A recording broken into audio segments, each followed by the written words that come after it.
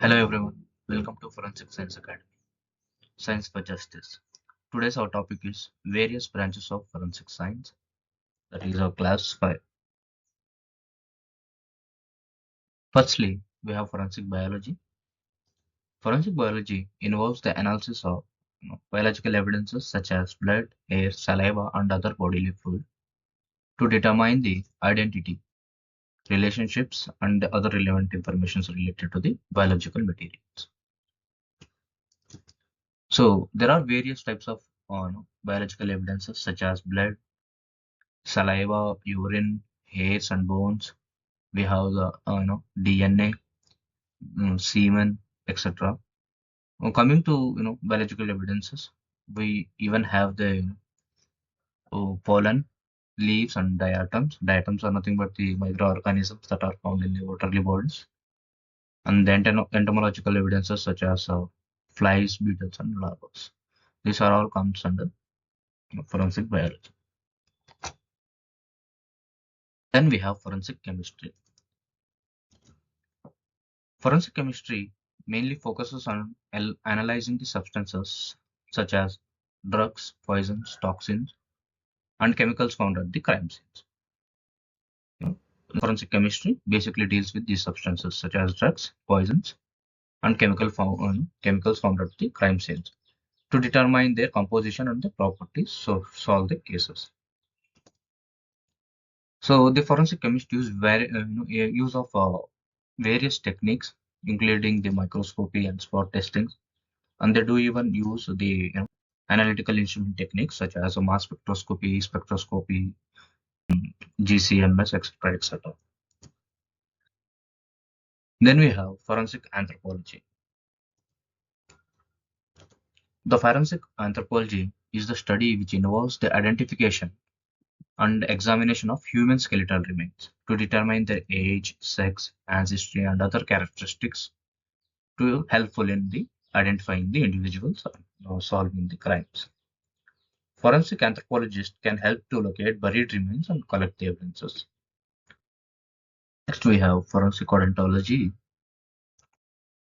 Forensic odontology is a branch of dentistry that uses the dental records to identify human beings and analyze bite marks found at the crime scenes. Usually, the bite marks will be found on the, uh, we can say, food substances, and sometimes we even find the bite marks around the sexual assault cases, etc. So the forensic odontology basically deals with the dental records of the human remains, or we can say other species. Then we have forensic pathology. Forensic pathology. This study is concerned with determining the cause and manner of death. So pathology usually mainly focuses on this, the cause and the manner of death of any individual, we can say, which is performed by medical doctors, medical examiners, and pathologists. They study the medical history and perform an autopsy and collect medical and trace evidences from the body for further analysis.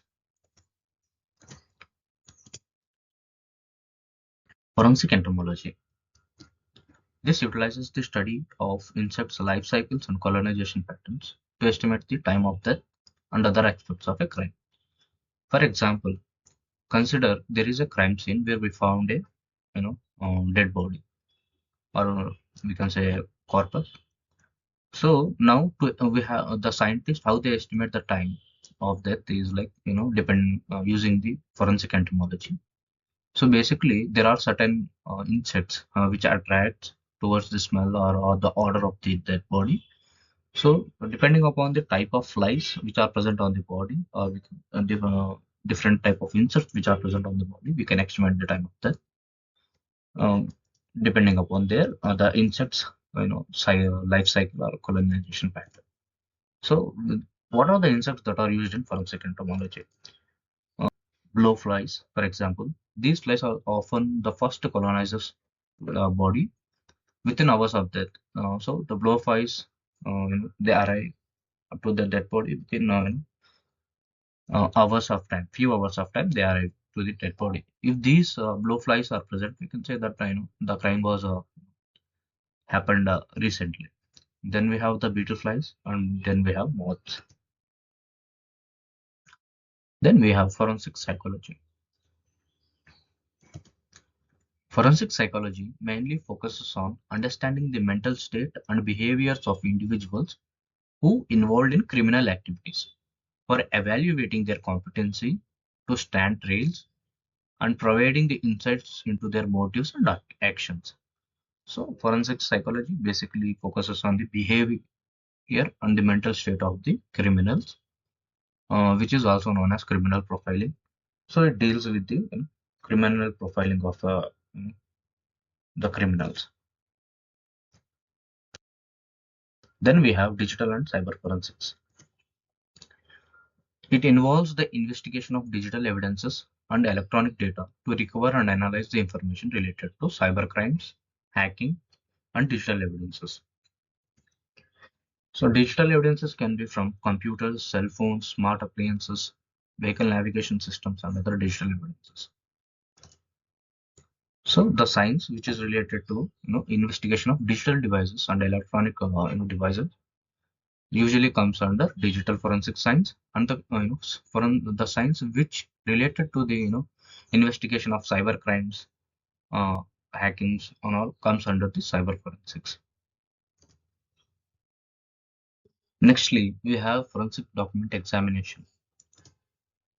Forensic document examination involves in analyzing the handwritings, signatures, and the printings and other characteristics of a document to determine the authenticity of the document, and also to detect whether are there any forgeries or alterations that are done to the document.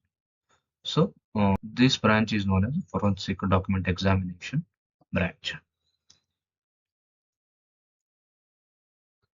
At last, we have forensic toxicology. Forensic toxicology mainly deals with analyzing the body fluids and tissues to determine the presence and concentration of drugs, alcohol, or other toxic substances that may have contributed to a crime or death. So usually the substances which are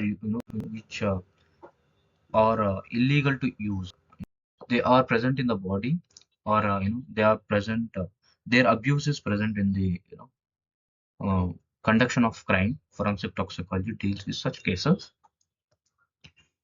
The forensic toxicologists use these results to help law enforcement and the courts to determine if any laws have been broken or if criminal judges are warranted or not. So that's all for today.